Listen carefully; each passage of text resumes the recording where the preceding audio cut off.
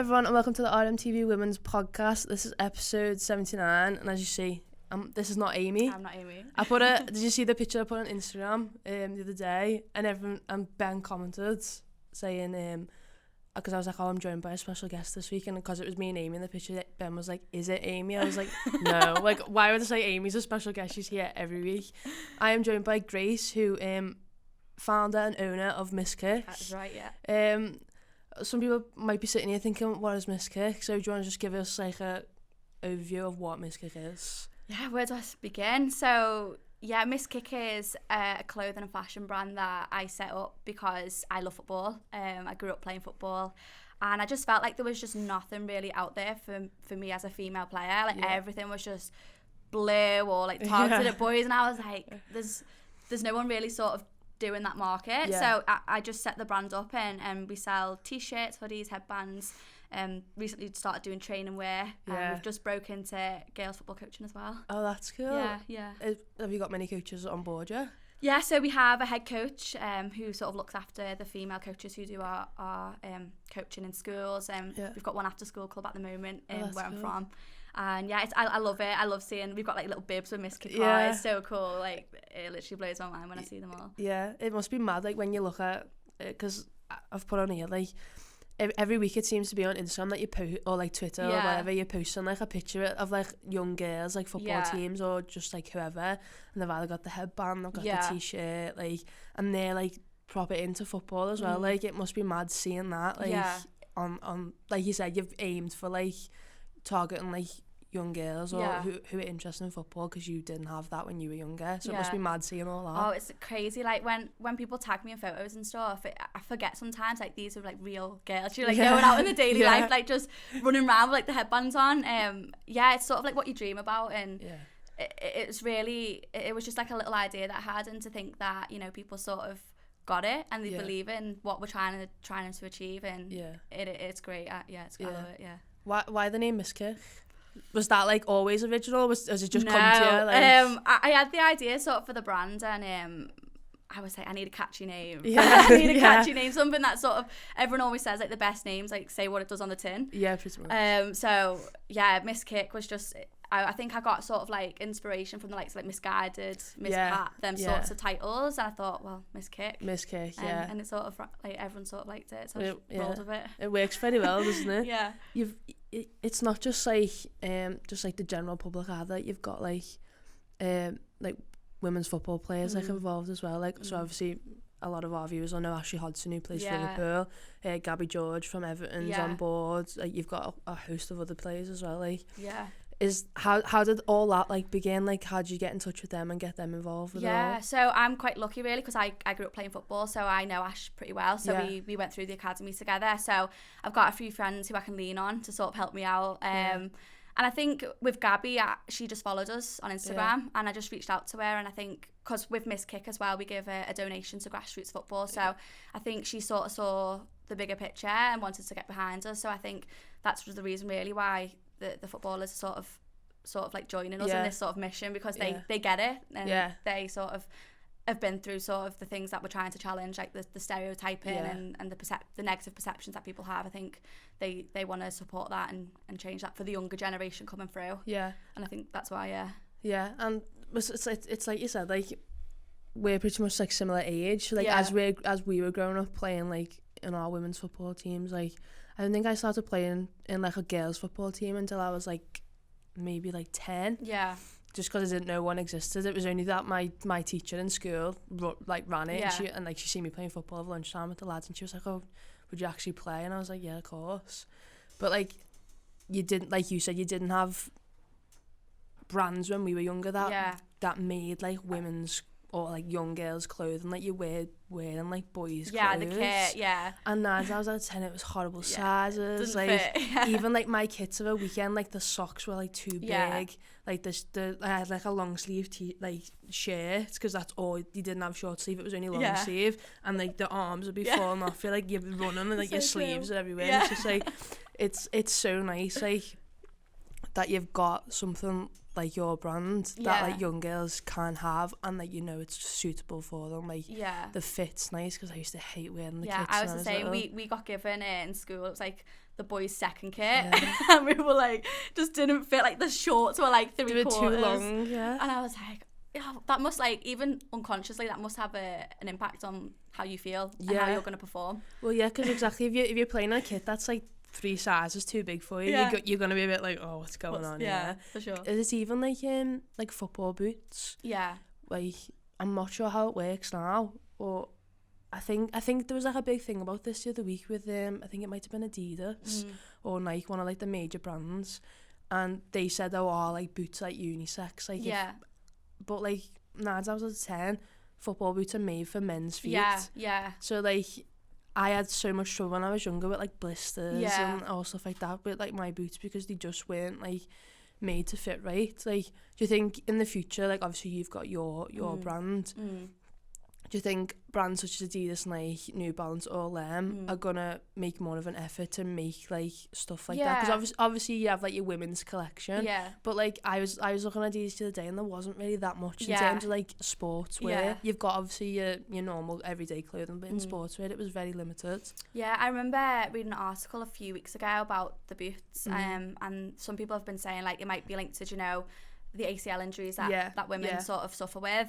And like you said, your football boots are such a big part of your kit, and it is. I feel like we're a bit still behind with the times, and I think eventually, for sure, there will be female fit boots. It just makes sense, and I think we need to sort of pick up really and sort of keep going. But I completely agree with like Adidas and Nike. I have a lot of our sort of customers come to me and they're like, I've just took my daughter to JD and the girls section, it's all pink and it's like there's not that much of an option, or I've just bought her to buy like a boys kit and it's so there's definitely sort of a gap there that needs to be filled, I think. 100%. Like, and it's interesting with like the kits as well, because obviously they have like the female fitted kits now with like certain clubs, but I find a lot of them to be like V-neck. And I'm like, why is it V-neck? I don't want to wear a V-neck shirt, so I just always end up buying like the men's shirt anyway. But then that never fits nicely. And I'm always just like, why would they do that? I think they've just tried to do it as quickly as possible because they've seen that people have complained about it, but they haven't actually done it right. Which is like the main issue. I think they've assumed like girls, they want to have that V-neck. Whereas like with me, I like the boys fit, but I just want it to fit me better. Do you know, like quite loose fitted. And that's what all my MissKick stuff is, quite like in that sort of shape. So sure. In terms of like football, then we won't go into too much detail on like Liverpool and stuff like that, because you know we haven't had a game or anything this weekend. But like you played when you were younger. You were in the Liverpool academy. You moved to Man City as well. What was like all that process like as you were younger? Oh, it was a dream come true, really, playing for Liverpool, because my family are big Liverpool fans. And I remember I went down for trials. My football coach at the time was like, you need to go and trial. We were probably in the same trials, to be fair, because like I went as well when I was younger, but I'm gonna like blame my mum here, but like she read the email wrong. And she's coming up now. And you had to go to like 4 sessions, but she read it that you had to pick one of the 4 sessions. So she just took me to the last one, like the final one, and they were just like, they cut everyone. With like pretty much. And like the fella came up to us at the end and he was like, I'm so sorry, but he was like it's you haven't attended any of the other ones. And I was like proper gutted. Like 10-year-old Lauren was just like heartbroken. Oh no. But it's like a proper mad like process, isn't it? It's nerve for young girls, like being 10, 11, going into that sort of environment where you are expected to perform every weekend. There's that pressure on you, and there's like loads of people who want your spot. I think like looking back now, I think it's really helped me to get to where I am. I think it's made me more like resilient. And understands around like hard work and things like that. But the academy, it was such a great experience. I think it, like I said, I've made friends like Ash Hodson. Played with like Katie Zellum. It was insane. And I just love playing football, and to be playing for a club like Liverpool, it was like a dream come true. I signed for City when I was 17. So went and trialled there. It was just around the time they were moving to the new sort of training facilities. So the option was there for me to go, and we trained like 4 nights a week. My poor dad was driving his car to and from Manchester. To Manchester every night, and that was absolutely incredible as well. It was good. It was good mad, times. I feel like City are quite good with the youth, like with how they've done it. Obviously, since like the whole new like facilities have have come in, it seems to be like their youth's going from strength to strength. Yeah. But like in terms of like Liverpool, I'm just gonna be a bit nosy here, but like on a day to day, like what was it like playing for Liverpool? Like in terms of like on a weekly basis, how often would you train and all that type of stuff? So we would train twice a week. It was on Mondays and Thursdays. To be honest, I feel like it was sort of around the time where they were like professionalising the league. So when I was coming through, there wasn't really that option to be like a professional footballer. So we just trained at a school, just on a 4G. And it like when I put the top on, you go out, you'd be like, oh my gosh, like I'm playing here. Yeah, what is going on playing Liverpool? That sort of never went away. So we played on Saturdays, and we played like sort of Everton, Liverpool, not Liverpool. I played for Liverpool, Man City, and United. It was great. Yeah. Because when I was in like senior school, like there was a few girls in my like PE classes who played for Liverpool at the time. And like I was you might do. I'll tell you the names afterwards. You might know but like it was just so mad because like you said, it wasn't really a thing then to be like a professional women's footballer. So like when they were sort of talking about it, you were just thinking, oh, it's just like a hobby type of thing. Yeah.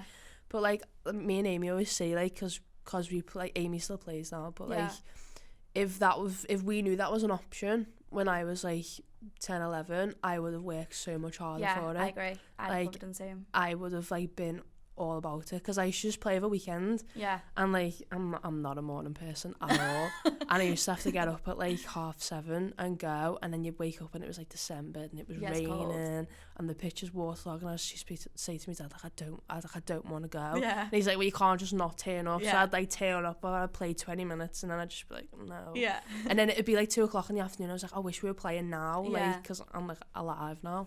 But yeah, like if it was definitely an option, like if I knew that like the league would be what it is now, I 100% would have like been all out for it. Yeah, and I think like girls coming through now, they've got such like big opportunities, and it's great, it's fantastic. I'm glad it's sort of gone in this direction for sure. And but yeah, I wish I was like maybe 10 years younger and I was coming through now. Yeah, it would have been so nice. Like I don't really have like any like younger like cousins or like siblings or anything, so I can't be like, oh my god, like really go for it. So like when we see like a lot of like young girls on here and like they're involved in football teams, like I feel like just saying to them, like sitting them down and saying, listen, like this is a thing now. Yeah. Like you've seen like the impact like the Women's World Cup's made in the summer. Like one of the, like I think England USA was one of the most viewed games like on BBC. More people watched that game than watched the Champions League final between Liverpool and Tottenham. Like it was so mad. It was actually mad because I remember watching the 2017 Euros, like this wasn't a thing, like I was just watching it just to watch it, and I was watching it on my own, and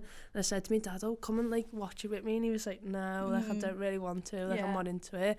And I remember when England got knocked out, and I was like, oh my god, like I feel really sad. Yeah. And then, so it's nice to, like, when it was the World Cup last summer, like, because we were doing all this, like, you're actually, like, paying attention to everything they do. Yeah. And, like, She Believes is coming up in like, a couple of weeks. Yeah. And every day I'm checking it, and I'm, like, I'm just so excited for it, because you can just see, like, you can see more media recognising it. You can see more people taking an interest in it, which is, like, amazing to see. Yeah, it's growing, and it's just, it is incredible, and I think they deserve it. Like the England squads have done incredible, and all the WSL teams coming through, they've had to grow up and deal with a lot, I think, and had to fight to get to the position that they're in. And yeah, it's great. Like the last year with the World Cup, I walked in the house, my brother was sat there with all his friends watching like a France game. Oh my gosh, like, yes, I love that. Yeah. I tried to, like, obviously we only really took note of England, but I tried to watch as many as I could. Yeah. And like that, the World Cup is what made me get into like the American Women's League as well. Yeah. And they're on it all mad times, like pure. There was like once where I was off the next day and someone played at like 3:00 in the morning. I fully stayed up to watch it, and I was like, what am I doing? Like, what the hell am I doing? Yeah. But yeah, like the impact, just not on the field but off it as well, has been unbelievable. In terms of yourself, then obviously like 22. 23. Just 23. Yeah, so you're 3 years older than me, right? Okay. Oh, am I? Yeah, I'm only 20. Oh, yeah? Yeah. Oh, my gosh. I look older than I am. Oh, my gosh. Yeah, I've got an older sister. She's 23 in May. Yeah. And everyone always thinks I'm older. Oh, my gosh, I didn't know that. I thought you were like my age. She's only little as well, which is really sad, but yeah. But, like, 23 years old, MissKick's been going for 2 years. Yeah, nearly, like, what you see it being in like 5 years time, or what are you hoping for it to be? Yeah, so I've always had big ambitions for the brand. I think, you know, like with the World Cup last year, I think it's such great timing. I'm really lucky with the timing. Like there's never been sort of more girls playing football. There's never been it's in the media as much. So like I want like global domination. Like I'm not even like when I see MissKick, I see it like all over the world. I see, because I don't think there's really a brand out there like it at the minute anyway. So I think if I can get in early, I want to grow obviously in the UK, but obviously there's huge opportunity in America, in the rest of Europe, Germany, Sweden. So yeah, it's very much I want to sort of take on the big brands, but also focus as well on the grassroots side of things as well. So doing our football coaching for the girls and improving the sort of infrastructure around that as well. That'd be really cool. Imagine like in like 3 or 4 years time and you see like your like advertisements like for like in like women's matches or something like that. That'd be insane. I'd be like, oh my god, we know her.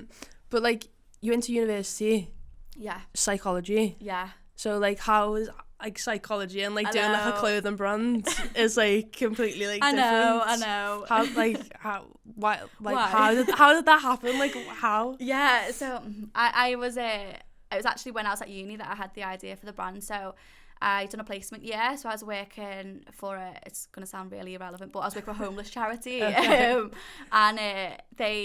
I worked like right in the middle of it. So it was like a big house, and all like these young people came and they lived there if they couldn't live at home, or you know there was like issues at home. So I think they put me right in the middle. So I was in the kitchen, very much involved in like day-to-day sort of what was going on. And I think being in that environment really made me sort of realise how lucky I was, you know, to sort of have like a family, a house over my head, the opportunity to go to university. So and obviously I wasn't studying, so I had a bit more spare time, so I didn't have my like exams and coursework. So I think being there sort of inspired me to really try something new.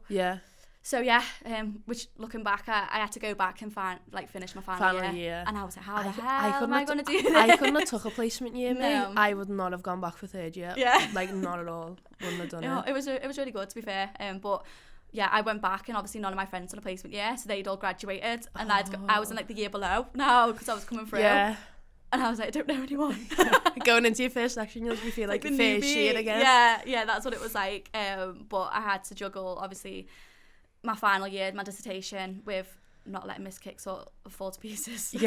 Imagine you're trying to create like a clothing brand and then do, like, I'm stressing now. Like, I've got 4 weeks to man, and I'm thinking, oh, how am I going to do this? How am I going to do this? And then you had like a full-on clothing brand launch, and I'm like, oh my gosh, like, I could not have like balanced that. Like, what would have been 21 when you were doing it? Like a 21-year-old creating their own clothing brand while trying to graduate uni, while trying to probably do like play football, everything, play football, have a social life, like just like how'd you even find time to sleep? Do you know what I mean? Like, it was hard. It was hard, but looking back, like, because I achieved that, I think like looking forward ahead, I think it's made me realise that you can actually be really busy and still like do what you want. But yeah, it was mad. I had to be really, really strict with my time. I remember it was January, and I literally had like a 6-month calendar, and I had to plan like what I was doing for the next 6 months to make sure that, you know, because I was doing pop-up events with the brands. So I was like travelling to like Manchester, like Leeds to do these pop-ups, and I'd have like an exam, but I sort of had to schedule all my time. So I was revising. I was like sat revising. Like in the car on the way, just literally that's what it was like. But I'm thankful for that sort of experience, because it's really helped me, I think, to manage my time anyway.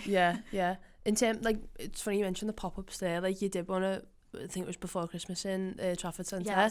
Like, how did all that go? Like, that looked amazing. So I'm really well connected sort of in Manchester, because I'd done a student business programme, so I got accepted onto that, and they wanted to sort of showcase some female-led brands that were sort of up and coming in Manchester. So they got in touch with me and they're like, do you want a free pop-up in the Trafford Centre on a Saturday and Sunday? And I was like, yeah, obviously. I was like, are you like cancelling everything you had that weekend? Funnily enough, we were up for an award the night before, so we went to this awards night, and you can imagine, like, we won like an award, so we got a bit like tipsy. And we were up at like 6 a.m. travelling to the Trafford Centre to do this pop up. But that was incredible, and it was great. Like, a lot of people who came sort of had followed us online and they just wanted to come and meet us, and that was a really big, that was one of the high points really. Yeah. I was like, how are we here? In the Trafford Centre, yeah. Have you got any more coming up?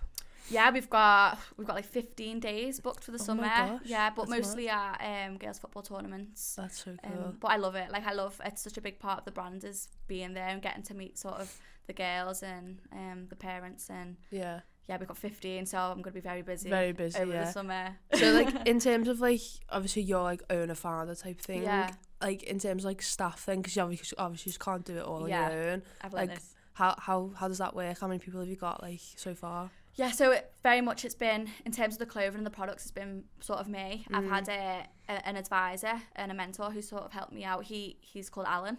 He used to own Bench. Have you heard of Bench? Yeah. The brand. So he's retired and he's sort of supported me because okay. Obviously when I had the idea, I didn't even know how to like find a t-shirt and print on it or make a website or literally anything. So he sort of helped me with all the initial getting up and running, like trademarking the name so no one can sort of use it. So we meet sort of every couple of weeks and he makes sure I'm staying on track. We have obviously our coaches as well, so I try my best to sort of leave them to it, because my big focus has always been on the products and the brands and sort of pushing that. So we've got like a head coach and he manages the female coaches. But like towards like the next 6 months I probably will be llooking to bring on a full-time member of staff, or working with the universities as well to sort of do placement students and give them an opportunity. Because I've learnt this all by myself, and I think as long as you're dedicated and you want to put your time to it, then I'm happy to give that experience an opportunity. Well, that's it. Like, there's probably a lot of people who are going to uni for like fashion or something like that. And then obviously you've got your degree in psychology, and it's like you don't have to have a degree in everything. So like you're saying, as long as you've got commitment and like you're actually interested in it, then like why can't you do these type of things? I think that about anything.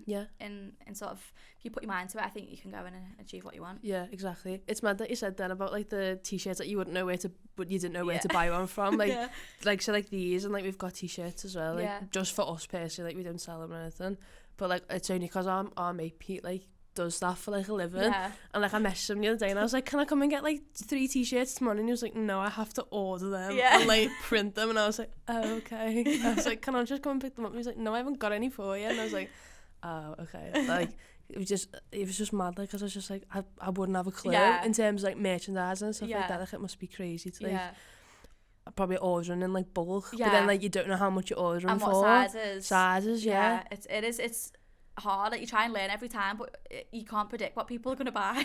Like for example, we did like the pop-ups last year, and we were like, everyone's going to buy the t-shirts, it's summer, we'll order loads of t-shirts, and then everyone bought hoodies. So we were like, obviously we didn't take into consideration the weather. Like we're thinking it's summer, like we're in the UK. It's summer, but it's only like 8 degrees, so it's not really summer. Exactly. So you can't sort of predict. It is difficult, and we sort of cater for a large range of people. So I think the smallest we do is like an age 5, then all the way up to like large women, so it's like a lot of sizes. There's a lot of sizes. What's the most popular one?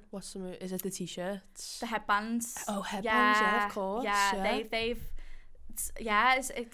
I said, you just test things out and you just see what people like. Was that the first product you did? No, we started off with t-shirts because that was sort of the easiest to source.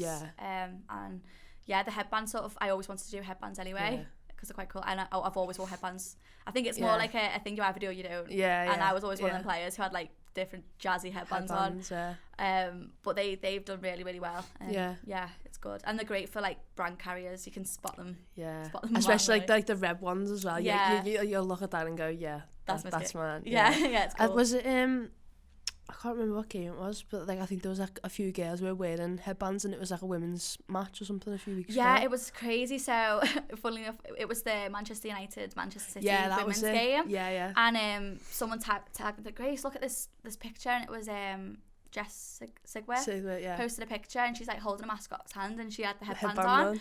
So I was like, wow, I'm going to repost that. Reposted it, and then someone else got in touch with me and was like, the City Mascots had the headbands on as well, and sent me a picture of one of the mascots with Steph Houghton. And I was like, that's crazy. This is mad. I was looking at that, like seeing like players like them too, and thinking, oh my god, like they've seen that as well. Do you know what I mean? It's mad. So then, obviously, like you were saying before, you don't have to have like, you know, the degree or like the skill set to do it, but you've got like determination. for someone who's probably maybe watching this or like is thinking in the future that they want to do something similar, like what would you say to them? What advice would you give of what have you learned in the last like 2 years? Yeah, I think my advice would be definitely try and get someone, like get an Alan, like like an advisor. Everyone needs an Alan. Yeah. Just someone who's been there and done it, who can sort of give you a bit of advice and help. Has definitely helped me out. And I think something I've got a bit better at is sort of setting goals and targets. So originally I was just designing t-shirts when I felt like it, and you know there wasn't really much structure to what I was doing, whereas now every week now I set my week out and I'm like, right, what do I want to achieve this week? And then obviously I've got like things I want to be doing in 6 months time, and having that sort of idea and roadmap of where you want to go has definitely made me progress quicker. Yeah, for sure. I think, and test it out. Like you just with MissKick, we started off. My dad organises a big football tournament, so instead of like spending loads of money on it, I thought we'll make a few t-shirts and we'll do like a small scale project. And we can see whether or not it goes well. And that was sort of what showed me that it sort of like was a good idea. And so definitely test it out. Ask people what they think for their advice. Before you sort of like throw yourself into it. For sure, 100%. Well, that's everything on the agenda. Is that it? Yeah. I think we've got a really good picture of what MissKick is and how it all started.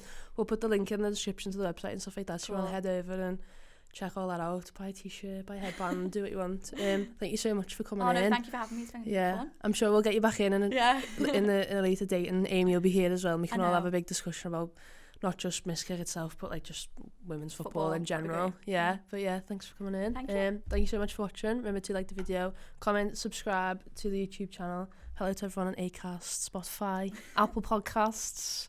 It's always mad because you forget that people just don't watch.